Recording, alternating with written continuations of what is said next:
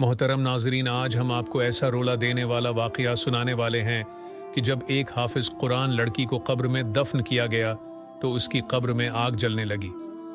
आखिर उस लड़की ने ऐसा कौन सा गुनाह किया था जिसे अल्लाह पाक ने दुनिया के लिए इसको अबरत बना दिया। इस वाक़ये को जानने के लिए हमारे साथ रहिएगा। बिस्मिल्लाह अर्रहमान अर्रहीम। मेहतरीन नाजरीन, ये वाक़या हम उसी लड़की की शहर की ज़बानें सुनते हैं। मेरा नाम मोहसिन है। मैं अपने वालिदैन की इकलीती औलाद था। हमारे घर में कुल 4 अफराद रहते थे। मैं, मेरे माँ बाप और एक मेरी बीवा पोपू जो मेरी दूसरी माँ जैसी थी। मैं जब कॉलेज में पढ़ता था तो मेरी वालदा का इंतकाल हो गया और हम 3 लोग बाकी रह गए। माँ को खोने का गम मुझ पर बहुत भारी साबित हुआ था। मेरी माँ बहुत नेक औरत थी, देते था। वो हर वक्त मेरे साथ लगे रहते और दोनों कोशिश करते थे कि मुझे अकेला ना होने दे। मैं हमेशा से ही उनकी तूजा का मरकज़ रहा। फिर मैं कुछ अरसे के बाद समझ चुका था और दोबारा से अपनी तालीम का सिलसिला शुरू कर दिया। मैं पढ़ाई से फारिग हुआ तो मेरी पप्पू को मेरी शादी का शौक़ सताने लगा। तो मेरी पप्पू को अपने मरहूम शहूर के ख़ानदान में से एक लड़की का ख्याल आया जिससे पप्पू का अब भी मिलना जुलना रहता था। उन्होंने हमें बताया था कि वो लड़की कम उम्री में ही बहुत ज़्यादा संजीदा और नेक थी।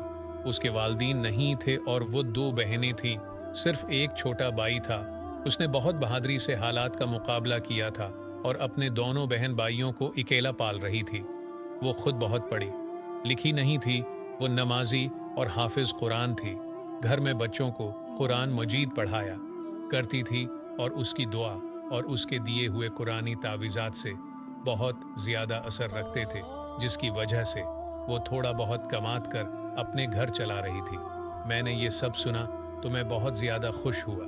मैंने उससे देखे बिना ही उसके लिए हामी भर ले और पूपू ने पहली फुर्सत में ही उसके ख़ानदान के भर इसके लिए अपने बहनों से मशूरा करके मेरा रिश्ता इस लड़की से तय कर दिया और जल्द शादी भी तय कर दी। मेरा रिश्ता तय हुआ तो मेरी बीवी ने यही शर्त रखी थी कि वो बाद में भी अपनी बहन की शादी होने तक, भाई की तालीम पूरी होने तक इन दोनों की माली अमदाद करती रहेगी। मुझे इस बात से कोई एतराज़ नहीं था, बल्कि मैंने सोच लिया था कि अगर मुझसे भी कोई मदद हो सकी तो मैं ज़रूर किया करूँगा।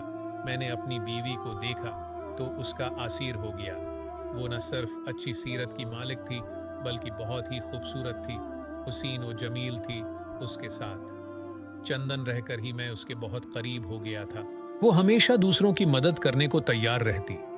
मेरी बीवी और मेरी पूपों की बताई हुई बातों के जैसी थी। उसने कभी भी मुझे कोई परेशानी नहीं दी थी और मेरे आरामों और सुकून का बहुत ज्यादा ख्याल हमारे घर में खुशहाली और सुकून था। बस सिर्फ औलाद की कमी थी।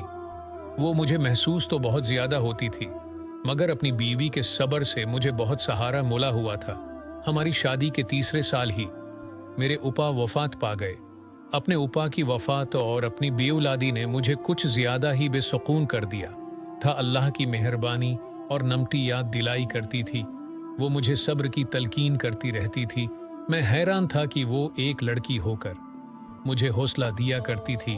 हालांकि हमारे ख़ानदान वालों ने हमारा जीना मुश्किल कर रखा था कि हमारी अलावात क्यों नहीं हो रही, और मेरी बप्पू तो उठते बैठे ठंडी आने बढ़ने लगी थी और मेरी बीवी को बहुत ज़्यादा बातें सुनाया करती थी। मैं अपनी बप्पू को बहुत ज़्यादा समझा कर तक चुका था। उल्टा वो हम दोनों से लड़ने लगती और हमें इलाज करवाने का कहा करती थी ताकि हमारी औलाद हो सके। इस परेशानी में वक्त गुजरता गया। इस वीडियो को दूसरों तक शेयर कर दें, ये बात किसी के दिल में उतर जाए और हम सब के लिए सिदके जारिया बन जाए।